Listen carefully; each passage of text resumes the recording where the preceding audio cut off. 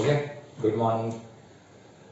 12 સાયન્સમાં જે આપણે ચેપ્ટર ચાલુ છે unit number 9 differential equation, it means વિકલ સમીકરણ, જેમાં લાસ્ટ ટાઈમના લેક્ચરમાં આપણે હોમોજેનિયસ ડિફરન્શિયલ ઇક્વેશન કમ્પ્લીટ કર્યું હતું, સમપરિમાણ વિકલ સમીકરણ, અને એની પહેલાની મેથડ હતી વેરિયેબલ સેપરેબલ, એટલે કે ચલ પદને અલગ કરો, વિયોજનીય ચલ પદ વિકલ સમીકરણ એવું આપણે નામ આપેલું.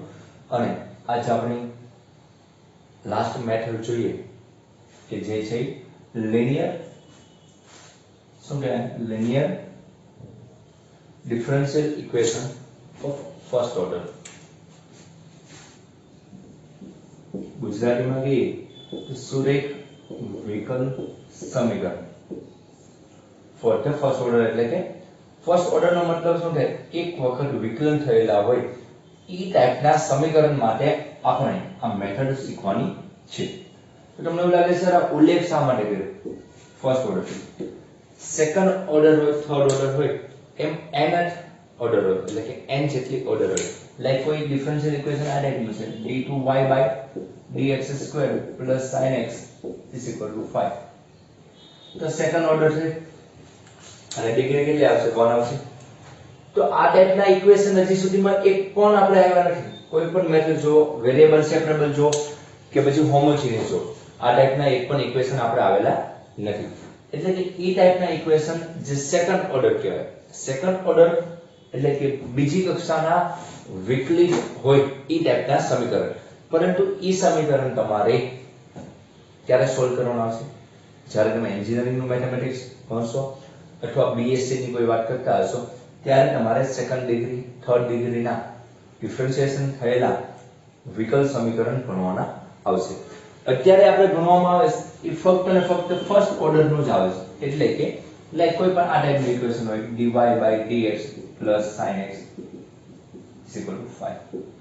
ઓકે, ફર્સ્ટ ઓર્ડર ના જ આપણે અત્યારે ભણવાના આવે છે. તો પૂછે કે તમે જે મેથડ શીખો છો અત્યારે, હોમોજીનિયસ છે, લિનિયર છે અથવા વેરિયેબલ, એ કઈ કક્ષાના વિકલિતનો અભ્યાસ તમે કરો છો? એ ફર્સ્ટ કક્ષા, એ કક્ષા કઈ?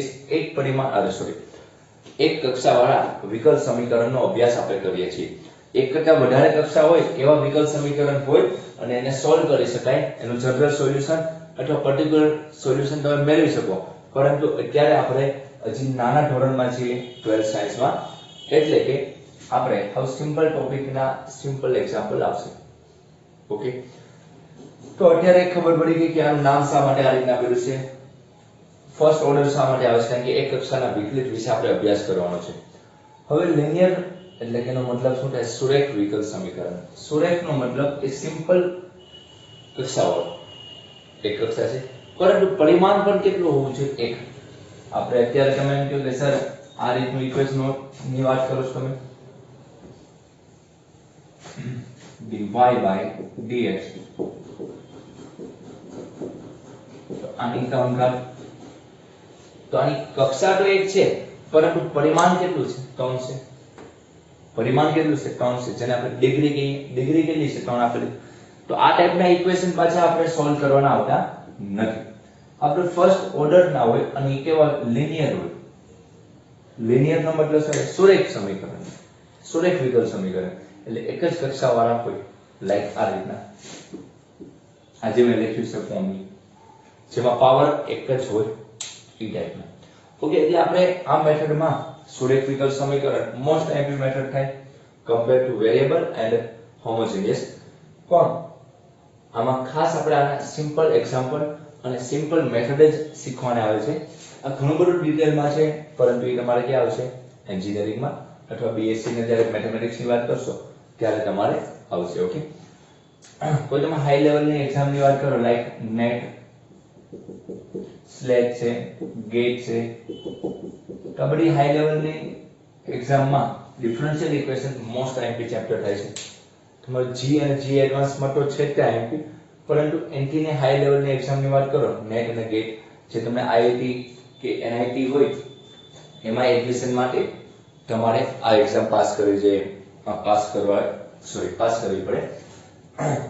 નેટ છે, ગેટ છે, એ બધી એક્ઝામ માટે JRF છે, ઘણી બધી એક્ઝામો આવે છે. ઓકે, એ બધી એક્ઝામમાં ડિફરન્શિયલ ઇક્વેશન એ મોસ્ટ આઈએમપી ચેપ્ટર તમારો બને છે. એટલે આ ખાસ ટોપિક 12 સાયન્સ જે પાયો છે એ શીખવાની ટ્રાય કરજો.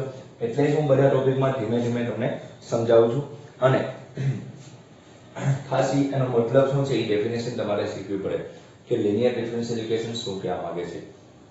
ઓકે, તો ચાલો આપણે એની ડેફિનેશન વાત કરીએ કે કયા ટાઈપના વિકલ સમીકરણની વાત આપણે અત્યારે કરવાની છે. ચાલો,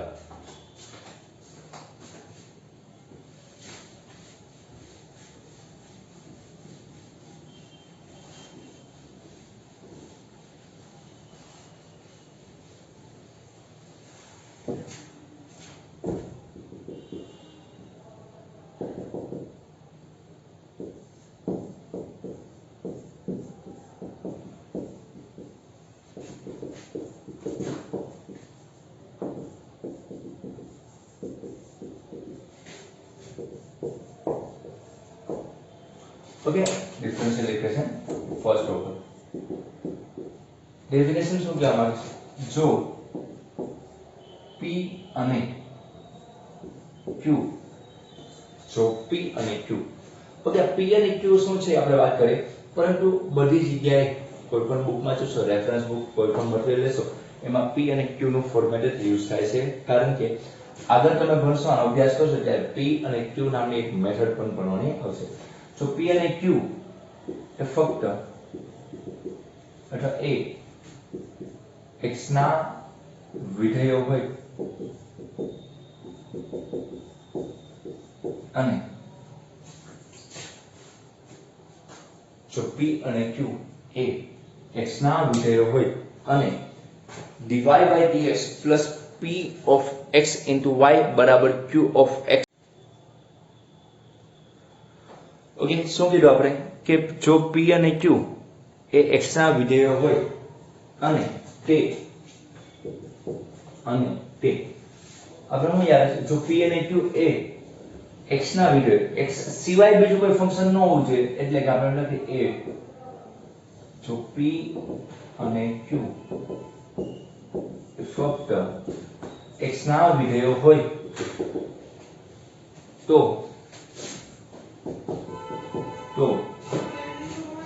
dy by dx plus P of x into y is equal to Q of x ને તો વિકલ સમીકરણ, આપણે લખશું વિકલ સમીકરણ dy by dx plus P of x into y is equal to Q of x into y is equal to Q of x ને પ્રથમ કક્ષાનું સુરેખ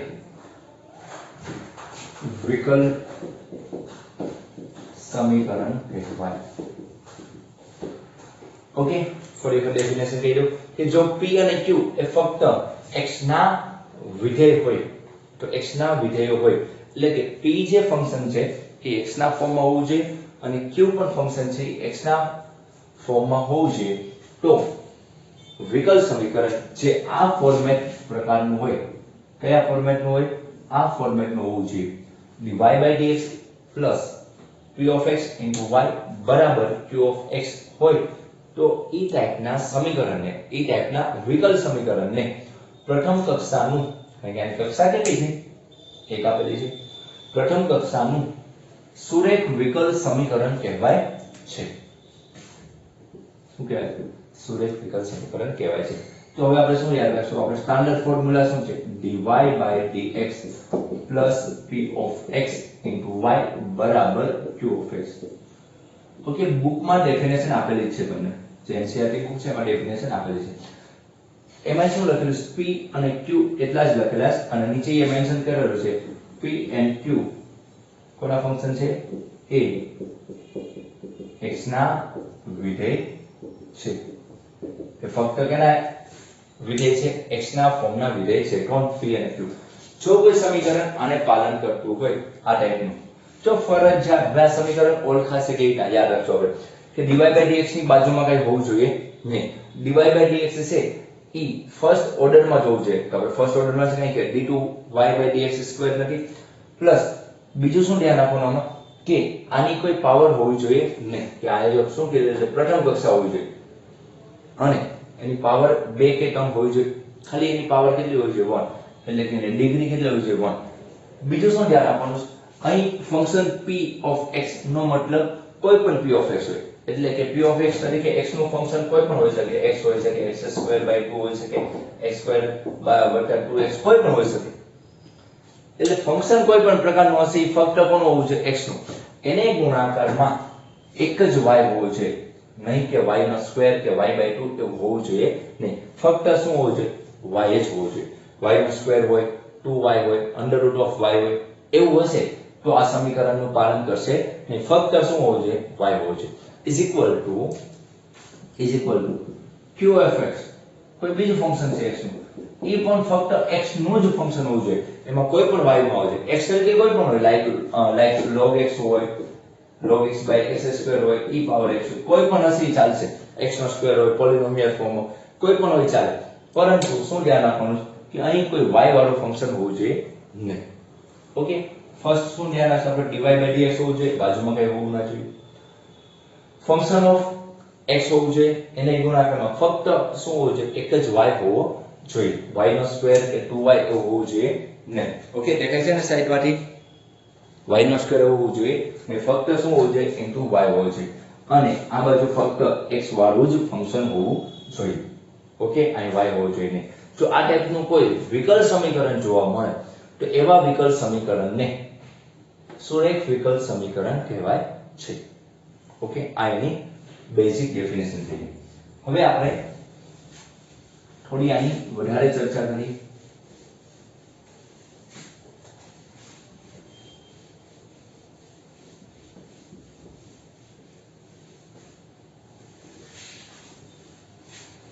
ચાલો હવે વિકલ સમીકરણ લખી નાખે, dy/dx plus p of x into y બરાબર q of x. જો કોઈ સમીકરણ આ ટાઈપનું છે તે કેવું હશે,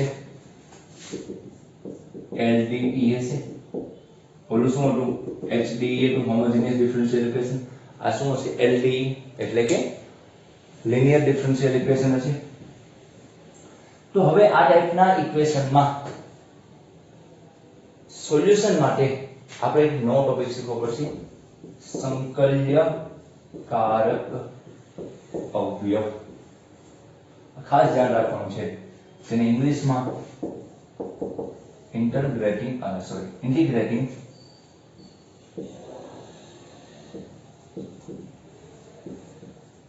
ફેક્ટર કહેવાય, જેને આપણે ટૂંકમાં શું કહીશું IF. ખાસ યાદ રાખજો, સંકલ્યકારક અવયવ, આ તમને યાદ હોવું જોઈએ કે સંકલ્યકારક અવયવ એક એવો ફેક્ટર કે જેના લીધે મારું સંકલન ઈઝી બની જાય. શું કીધું, મારું સંકલન શું બની જાય, ઈઝી બની જાય. એટલે એક એવો અવયવ આપણે ફાઇન્ડ આઉટ કરવાનો છે જેના લીધે આપણું સંકલન કેવું બની જશે, ઈઝી બની જાય. તો એવા અવયવને ઇન્ટિગ્રેટેડ ફેક્ટર એટલે કે સંકલ્યકારક અવયવ કહેવાય છે.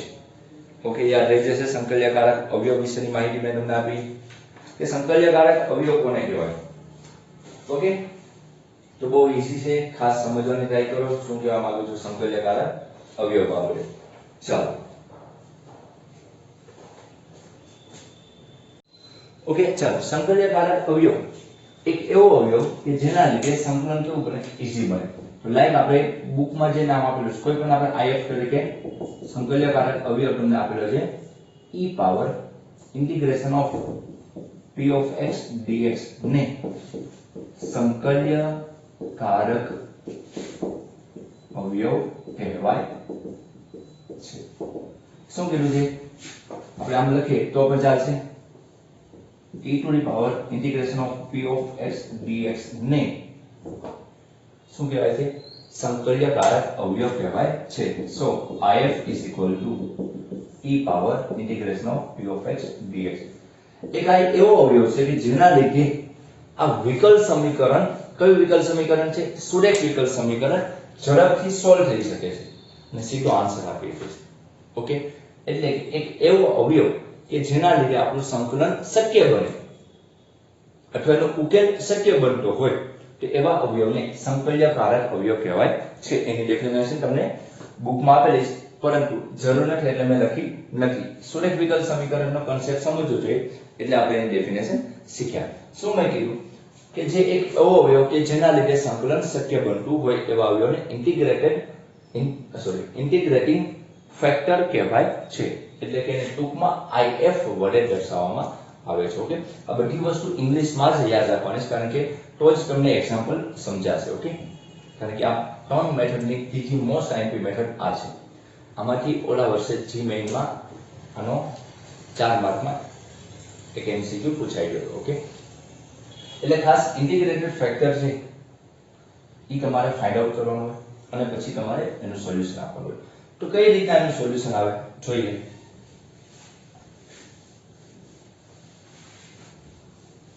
તમારે શું કરવાનું હવે સમજવાનું ટ્રાય કરજો. કોઈ રકમ આપેલી છે dy/dx વત્તા p of x into y બરાબર q of x.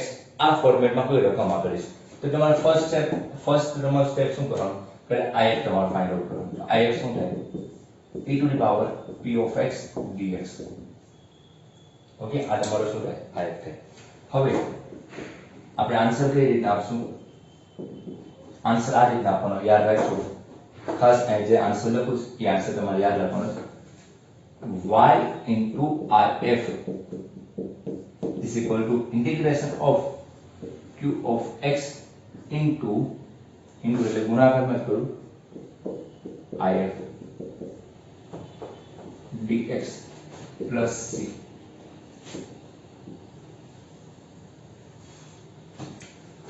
આ તમારો શું બનશે, આન્સર બનશે. યાદ રાખશે કે dy/dx plus p of x into y બરાબર q of x ટાઈપનું કોઈ સમીકરણ આવે જે કયું હશે, LDE હશે, લિનિયર ડિફરન્શિયલ ઇક્વેશન હશે. તો પહેલા ફર્સ્ટ ઓફ ઓલ એનો if શું થાય, if એટલે કે ઇન્ટિગ્રેટિંગ ફેક્ટર શું થાય, જેને આપણે ગુજરાતીમાં શું કહેશું, સંકલ્યકારક અવયવ. ગુજરાતીમાં નામ યાદ રાખજો, બાકી બધા if તરીકે બોલવાનું છે. Integrating factor. તો if બરાબર જ્યારે p of x into y હોય તો integration of p of x y સિવાયનો બધો ઘટક લઈ નાખવાના છે. જે પણ ફંક્શન હશે અહીં મૂકી એની માટે આ જે એક્સપોનેન્શિયલ ફંક્શન આપેલું છે એટલે એની ઉપર જે પાવરમાં એનું સંકલન કરવાનું છે.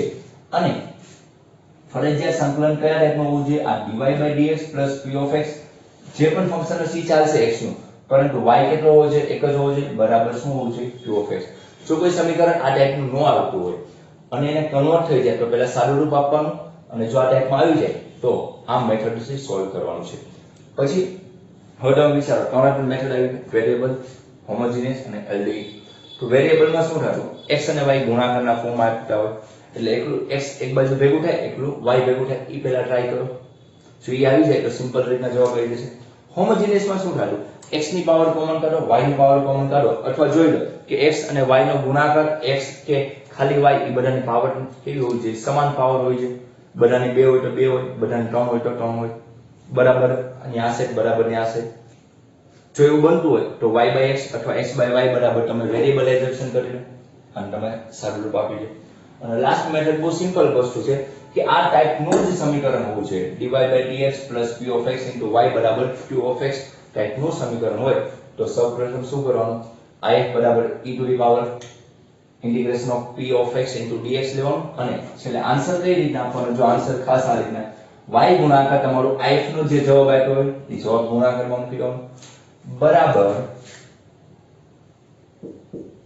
સંકલનમાં જે q of x હોય એ તમારે મૂકવાનું, એને ગુણાકાર તમારો if આવ્યો હોય એ મૂકવાનું. આ બંનેનો ગુણાકાર કરીને જે સારું રૂપ આવે એનું સંકલન કરી નાખવાનું, પ્લસ શું મૂકી દેવાનું, સેમ મૂકી દેવાનું. આ બાજુ સંકલન કરવાનું નથી, આ બાજુ શું કરવાનું છે, y ગુણાકાર શું કરવાનું છે, if. તમને એવું લાગતું હશે સર આ ક્યાં થયું, તો બહુ સિમ્પલ મેથડ છે. આ ઇન્ટિગ્રેટેડ ફેક્ટર છે અને બંને બાજુ ગુણાકાર કરવાનો હોય અને એનું સાદું રૂપ આપવાનું હોય, પરંતુ એ મેથડ થઈ ગઈ. આની ઉપરથી આ જવાબ કેમ આવ્યો હોય, એ એક થિયરમ છે. એ થિયરમ તમારે એન્જિનિયરિંગમાં અને બીએસસી માં ફરજિયાત તમારે સાબિત કરવાનો આવશે, પરંતુ 12th સાયન્સમાં આપણે થિયરમ પૂછાતા નથી. ડાયરેક્ટ આપણે શું કરીએ, એના યુઝિસ અથવા એના એપ્લિકેશન એટલે કે એક્ઝેક્ટ ના એના એક્ઝામ્પલ ડાયરેક્ટ આપણે સોલ્વ કરવાનો હોય કન્સેપ્શન થી. ઓકે, એટલે અત્યારે હું થિયરમ કરાવતો નથી. જો તમારે સામાન્ય થિયરમ જો હોય તો તમારી બુક છે ટેક્સ્ટ બુક છે એનસીઈઆરટી ની, એમાં તમને થોડી એવી સાબિતી આપેલી છે. ઓકે, ના સમજાય તો મને પૂછી લેજો, બાકી એની જરૂરિયાત નથી. ઓકે, તો આન્સર કઈ રીતે આપવાનો? y if બરાબર integration of q of x into if dx plus c. Same વસ્તુ આનું આ ફોર્મેટમાં ચેન્જ આવે. ચાલો, ધારો કે સમીકરણ એ સુરેખ વિકલ સમીકરણ છે, પરંતુ અલગ ટાઈપનું છે.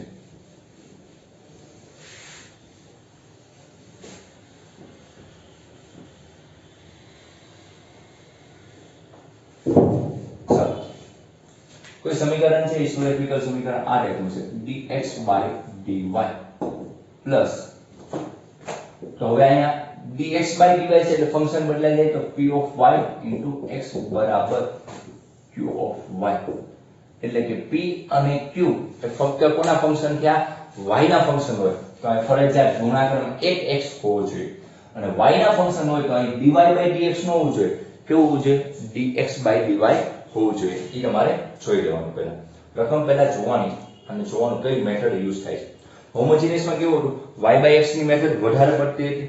એક કે બે એક્ઝામ્પલ જ કેવા હતા? x by y ના. એમ આ મેથડ જે છે લિનિયર ડિફરન્શિયલ ઇક્વેશન, એમાં બધા એક્ઝામ્પલ આની પહેલા મેં જે લખાયું તમને dy by dx હશે એ ટાઈપના જ હશે, પરંતુ એક બે એક્ઝામ્પલ તમને પ્રેક્ટિસ કરાવવા આવા મૂકેલા હશે. પેપરમાં ઓછા પૂછાય કારણ કે સ્ટુડન્ટને આ લેવલે આ અઘરા લાગે. બાકી હોય એકની એક જ મેથડ, પરંતુ વેરિયેબલ ચેન્જીસ થાય. વેરિયેબલ ચેન્જીસ વાળા દાખલા તમારે એન્જિનિયરિંગમાં આવશે. ઓકે, અત્યારે ખાલી જો આપણે શીખી લઈએ, આપણે તો બે ટાઈપ શીખી લેવાની છે કારણ કે જી મેઈનમાં આ ટાઈપના ક્વેશ્ચન હોય છે. ઓકે, તો શું કીધું? dx by dy plus p of y into x બરાબર q of y. શું કીધું? ઓલામાં x નું ફંક્શન હતું, આ p અને q ફક્ત કોના ફંક્શન છે? y ના ફંક્શન હોય into x હોય તો એનો ઇન્ટિગ્રેટેડ ફેક્ટર ચેન્જ થઈ જાય. ઇન્ટિગ્રેટેડ ફેક્ટર એટલે કે સંકલ્યકારક અવયવ શું આવશે? e to the power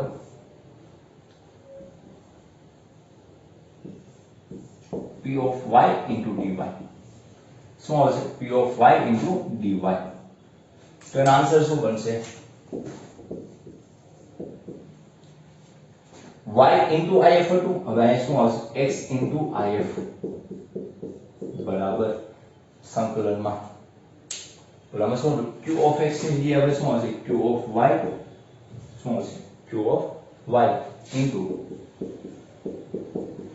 if dy plus c.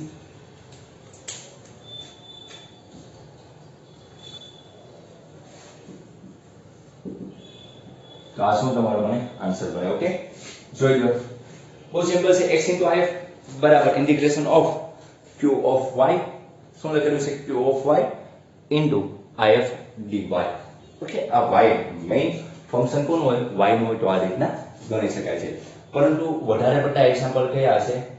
આની પહેલા જે લખાયું આ function of x, function of x definition એ કઈ સમજાવે છે? x ના ફોર્મમાં સમજાવે છે, પરંતુ એક બે એક્ઝામ્પલ આવશે ઇન કેસ તો આપણે y નું ફોર્મેટ આપણને આવડવું જોઈએ. કઈ ચેન્જ નથી, જ્યાં y હતો સોરી જ્યાં x હતો ત્યાં y કરી નાખ્યું છે.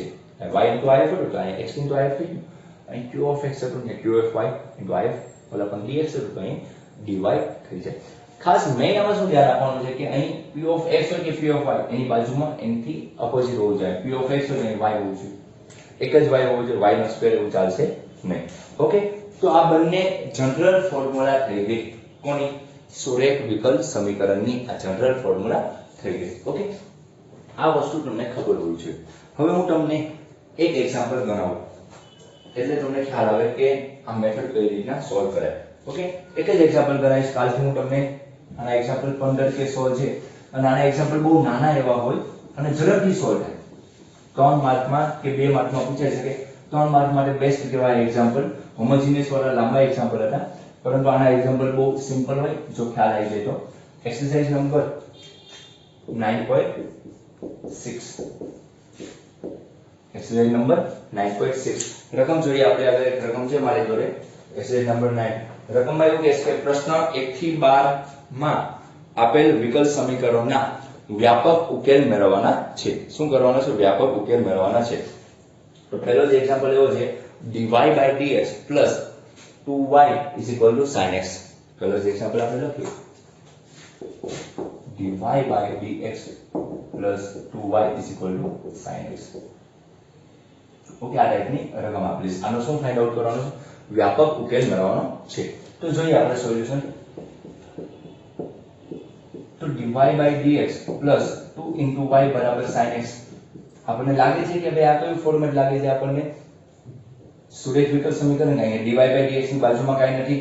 આમાં તમે વેરીએબલ સેપરેબલ ન કરી શકો. જો sin x ને આ માઈનસ લાવો તો ઓલી બાજુ dy ને dx અલગ થતા નથી. હોમોજીનિયસ તો થતો નથી, કારણ કે હોમોજીનિયસ માં પાવર સમાન હોય y છે અને sin x છે એટલે હોમોજીનિયસ નથી. તો કહીએ છે સુરેખ વિકલ સમીકરણ. તો સુરેખ વિકલ સમીકરણ શું છે? dy by dx. પેલો દાખલો છે એટલે હું બધું લખીશ, પછી લખીશ નહીં. ઓકે, તો આની હારે કમ્પેરીઝન કરો તો dy by dx આવી ગયું. y ની બાજુમાં એક જ y હોવો જોઈએ. હા, જો y નો સ્ક્વેર એવું કઈ છે નહીં, તો y ની બાજુમાં જે હોય એને શું કહેવાય? x. એટલે કે કમ્પેરીઝન કરો તો p of x બરાબર શું થશે? 2 થશે અને q of x બરાબર શું થશે? sin x થશે. શું કર્યું? કમ્પેરીઝન કર્યું. q of x બરાબર sin x. જો અહીં કોઈ sin x ની હારે કોઈ y વાળું પર આવતું નથી. ઓન્લી ફોર ફંક્શન ઓફ કેવું છે? x જ છે. અહીં x નું ફંક્શન ભલે ના આપેલું y છે તો y ની બાજુમાં જે હોય એને શું કહી દેવાનું? p of x કહી દેવાનું. તો આનો if શું થાય આપણને ખબર છે? e to the power p of x dx. So if is equal to e to the power p of x શું છે? p of x શું છે તમારે? 2 dx. તો 2 નું સંકલન શું થવાનું? એટલે કે આપણે 2 કોમન કાઢી લઈએ 1 dx એટલે કે 1 નું સંકલન શું આવશે? x આવશે. તો e to the power શું આવ્યું? 2x આવે. ઓકે, તો હવે જવાબ શું આપણને આન્સર કેવી રીતે આપશું? y if. પેલો દાખલો થોડો અઘરો આપેલો છે. ક્યારે સંકલન આવે ત્યારે થોડો અઘરો લાગશે, બાકી ઈઝી છે. y if integration of q of x into if into dx plus c. Okay, આ તમારો શું થયો? આન્સર થયો. તો આન્સર કઈ રીતના લખશો? વાળો y if શું છે મારે આગળ? y e power 2x બરાબર સંકલનમાં q of x કેટલું છે? q of x sin x છે into e power 2x dx plus c. So answer આપશું y into 2x બરાબર e power 2x sin x dx. હવે મેં તમને આનું સંકલન શીખવાડેલું છે. કઈ રીતના શીખવાડેલું જોઈ લેવા. આ વસ્તુ હું તમને જવા દઉં છું. ઓકે, સ્ક્રીનશોટ લઈ નાખજો. મેં તમને આવું સંકલન શીખવાડેલું e to the power x sin dx નું શું કરવાનું? e power x by a square plus bx a sin bx minus b cos bx. આ ફોર્મ્યુલા થાય. તો ચાલો y into e power 2x. આ બધું કઈ કરવાનું છે? આ બધું ખાલી y into if લખી નાખવાનું છે. e power 2x by a તરીકે 2 છે, b તરીકે 1 છે એટલે 2 નો વર્ગ પ્લસ 1 નો વર્ગ a sin bx. તો આને a કહેવાય અને b a તરીકે શું છે? sin. a તરીકે 2 sin x minus b તરીકે શું છે? b એટલે 1 into cos x આવશે. cos bx એટલે b કેટલો છે? 1 plus c. ઓકે, આ મૂકી શકો છો તમે. ફોર્મ્યુલા તમને યાદ હોવું જોઈએ. સંકલન તમારું સારું હોવું જોઈએ. આની માટે મેં પહેલા જ વાત કરી. તો y into e power 2x બરાબર e power 2x by 5 e power 2x by 5 into બધું જોવા દે આપણે 2 sin x minus cos x plus c. Okay, શું આવશે? 2 sin x minus cos x plus c આવશે. તો હવે આપણે શું કરવાનું છે? તો જનરલી આમાં આ ટાઈપનો આન્સર મૂકો. એમાં ખાસ તમારે આન્સરમાં એક નાની વસ્તુ ધ્યાન રાખજો. બુકમાં કયા ટાઈપના આન્સર આપેલા હોય એની વાત કરીએ. એ બુક વાળા મોસ્ટ ઓફ આવો આન્સર આપે કે y આપણું ઇક્વેશન y બરાબર કોઈ પણ સોલ્યુશન y ને પ્રથમ બનાવો તો e પાવર 2x ક્યાં જાય? છેદમાં e power 2x by 5 into e power 2x બ્રેકેટમાં 2 sin x minus cos x plus c by e power 2x. therefore okay, નીચે દેખાય છે ને? પેલા હું જોઈ લો. ઓકે, નીચે દેખાય છે તમને? તો આન્સર શું આવશે? e પાવર 2x કેન્સલ થશે. અને 5 તો છે કે આપણે ઓલરેડી આ બંને કેન્સલ તો y is equal to 1/5 2 sin x minus cos x plus c into e power minus 2x.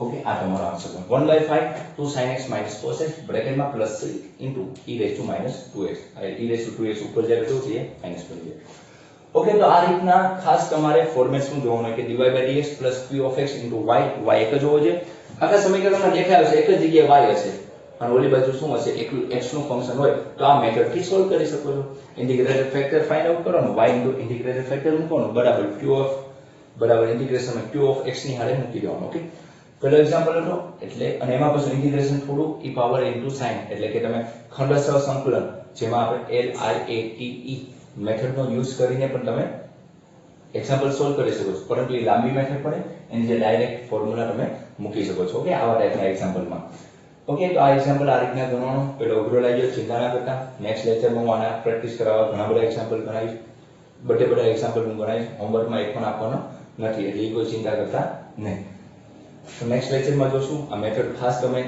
Example તો ઠીક છે પરંતુ મેં જે પહેલા બેઝિક ડેફિનેશન આપી અને કન્સેપ્ટ સમજાવ્યો એ સમજવાની ટ્રાય કરજો કયા ટાઈપનું ઇક્વેશન છે એમાં ખાસ તમે ધ્યાન આપજો ઓકે આજે એટલું રાખીએ ના સમજાય ના પૂછી લેજો થેન્ક યુ